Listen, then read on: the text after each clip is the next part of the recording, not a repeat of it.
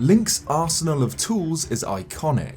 He's a one-man army, a warrior with inexplicably bottomless pockets in which he stores anything from bows to bombs, hammers to hookshots, even iron boots, suits of armor, spare swords, ladders, and rafts. Throughout the series, the various Links have obtained a monumental amount of different items during their adventures. Of course, there are the classics, the trademark tools that Link acquires in nearly every game, but there's also a slew of stranger tools. Masks which can transform him into different races, arcane armor that defends him at the cost of rupees, or flying remote-controlled mechanical beetles. Some of these items are used extensively. Breath of the Wild's paraglider, for example, completely changes how the game is played after it is given to Link by King Rhoam.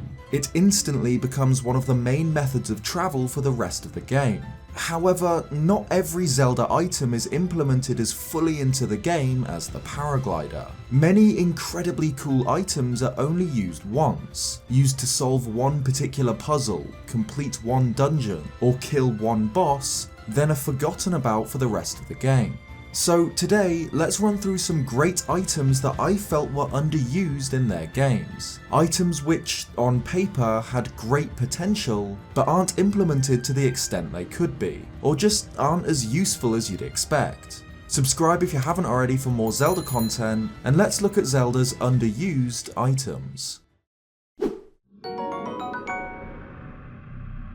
Twilight Princess's Arbiter's Grounds is among the most sinister dungeons in the series. An execution facility, now abandoned, found deep in the forgotten sands of the Gerudo Desert. The grounds are haunted by an army of the undead, Stalfos, Gibdos, Pose, Bubbles, and of course, the blood-curdling Death Sword and the colossal Stalord. However, the dungeon's main item doesn't follow this trend. Instead, the Arbiter's Ground gives us one of the coolest items in the series, a spinning top which Link can ride like a skateboard.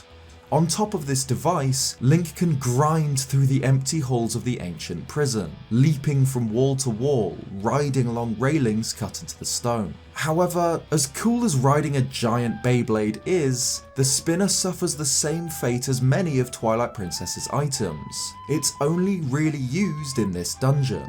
Some items, like the Gale Boomerang, are used throughout the entire game, in many different scenarios and puzzles, but the spinner just isn't very useful, and the niche situations which require it are few and far between.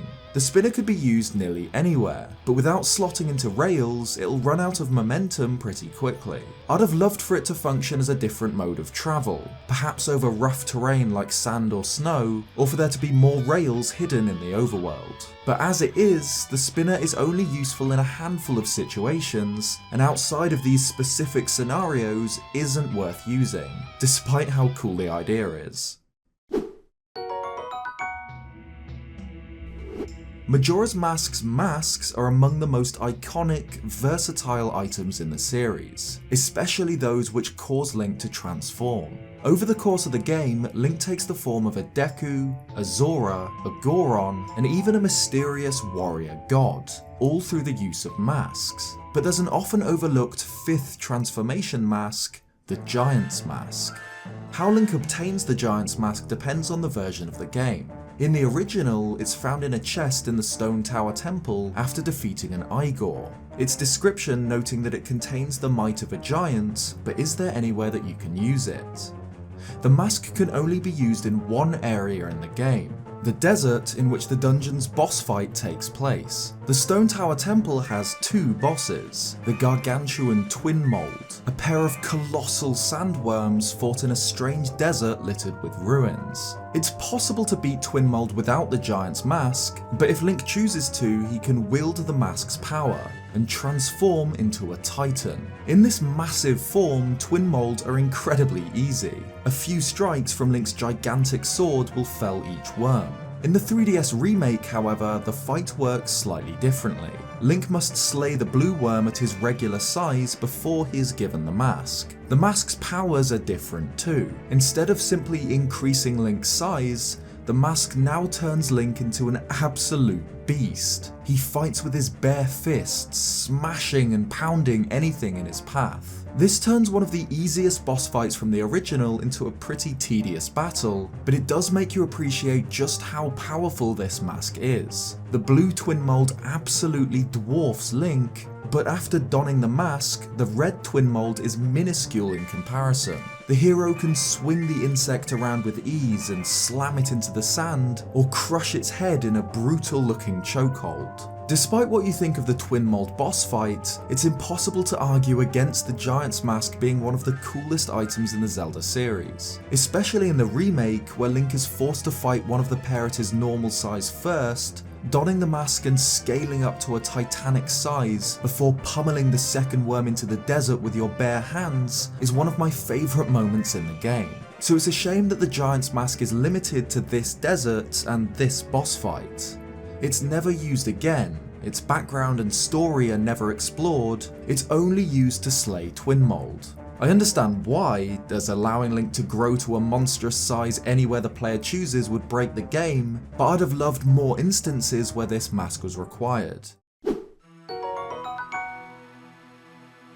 The Mirror Shield was first introduced in A Link to the Past, a comically oversized golden shield which can protect Link from energy beams and magical attacks. Despite its name, the Mirror Shield doesn't actually reflect anything, and this is true for its follow-up appearance in Link's Awakening too. It wasn't until its 3D debut in Ocarina of Time that the Mirror Shield actually got its signature ability, able to reflect light and some magical attacks like those of Twin Rover. The Mirror Shield returned again in Majora's Mask, where it can reflect light, the Oracle games, where it functions just like it did in A Link to the Past, and finally, the Wind Waker. However, the shield's latest appearance in the series was actually after the Wind Waker in the Minish Cap, sharing the same blue and silver design. The Mirror Shield can be obtained by letting Big Goron, found atop Vale Falls, eat your current shield. After a little while of the massive Goron chewing on it, it'll magically change shape, becoming the Mirror Shield. Unlike previous iterations of the Mirror Shield in 2D games, the Minish Cap's take on this iconic item isn't just a shield able to defend against energy attacks, it'll actually bounce back any projectile thrown at it in the form of a bolt of blue energy.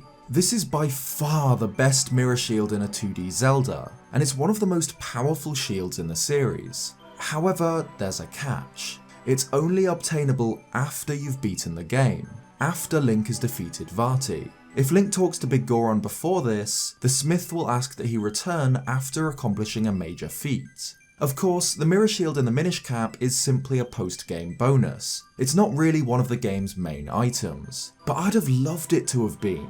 Except for this, we've never had a full, reflective Mirror Shield in a 2D game, and if it was the central item of a dungeon, I'd have loved to see how puzzles where Link reflects light were handled in 2D. Even though by the time it's obtained it's nearly useless, as the game's already been completed, it's one of my favourite items in the Minish Cap, and I wish it had been explored more and was integrated into the game fully.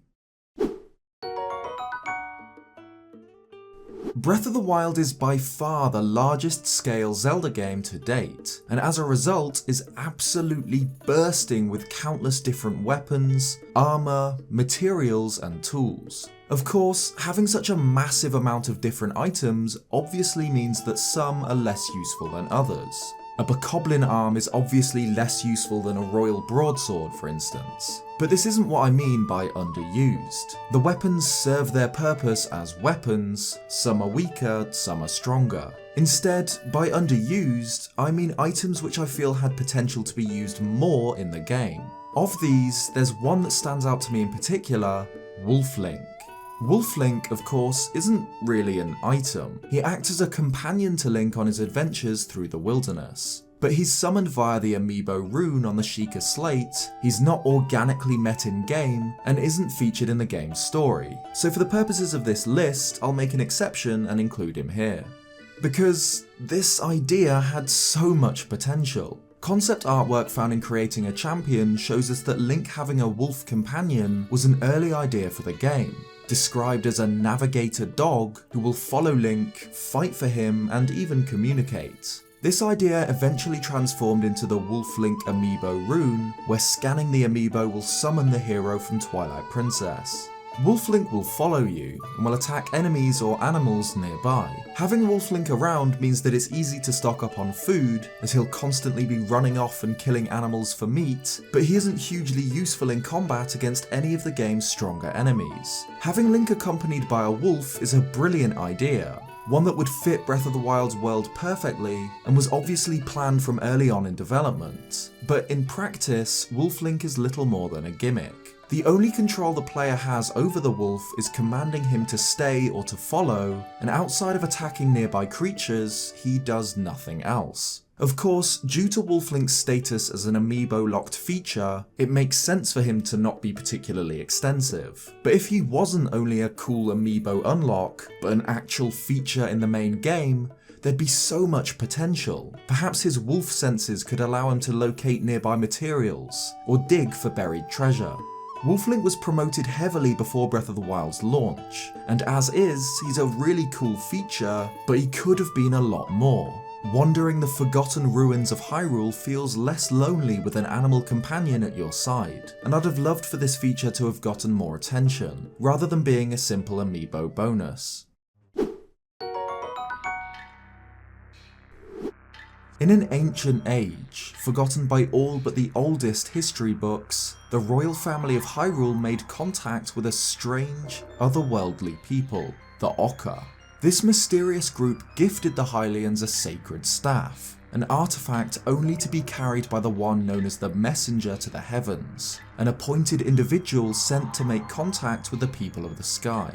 This staff, known as the Dominion Rod, is built up throughout Twilight Princess as a powerful, ancient relic, a holy scepter from a more enlightened age. It's of course the central item of this temple, Twilight Princess's 6th dungeon, guarded by a Darknut. Its main use is to animate certain statues. By throwing a small orb of green energy, the rod makes its target copy Link's movements, either just hopping around after him, or if the statue is able, copying his swings with the staff. It's essentially the command melody from the Wind Waker, the song which allows Link to take control of statues, or even other people, such as Medli and Makar. But while the command melody switches the player's perspective to that of what's being controlled, freezing Link in place, the Dominion Rod just has its target mirror Link, who has to escort the statues everywhere. It's even used in the dungeon's boss battle against Armagoma, but only in a small way. If the spider is brought down near the edge of the chamber, Link can command a giant statue to hammer down with its fist on the creature's exposed underside. Outside of the Temple of Time, in the current age, the staff is lifeless. It can't be used at all. However, Impaz, the old Sheikah woman in the hidden village, notices the rod in Link's possession and recognises him as the messenger to the heavens, giving him the ancient sky book which had been passed down through countless generations. The writings in this book are able to restore power to the Dominion Rod, allowing Link to use it outside of the Temple of Time. Finally, life has returned to the sacred staff of the Messenger to the Heavens. But even now that this tool, this device once used to make contact with the denizens of the skies, has been restored, its uses as an item are still so underwhelming. It's used just like it is in the Temple of Time, like the Wind Waker's command melody, to animate statues and have them hop around, copying Link's movements. It's used on various owl statues in the overworld, each hiding a sky character, and when they've all been found, the lock on the owl statue beneath Kakariko Village is removed, allowing access to the sky cannon. Despite the Dominion Rod's importance in the story, the item itself is one of the most underwhelming in the series. Controlling statues or other characters is a great mechanic, which can be the groundwork for some brilliant puzzles as we've seen in the Wind Waker, but the rod just never seems to get a chance to shine. It's only usable in a very limited number of scenarios, controlling 4 different types of statues. Even its most important use in the story, gaining access to the city in the sky, is repetitive and bland, moving some statues so that Link can read the letters underneath them. It's used to unlock a secret in Hyrule Castle too, allowing access to a storeroom filled with treasure, but even this is nothing more than moving 2 owl statues to create platforms for Link. For an item that's implied to be as important and as revered as the Dominion Rod, I'd have loved to see some more use. Thanks for watching this video. If you liked it, leave a like or subscribe if you haven't already for more Zelda content. Cheers guys, and I'll see you next time.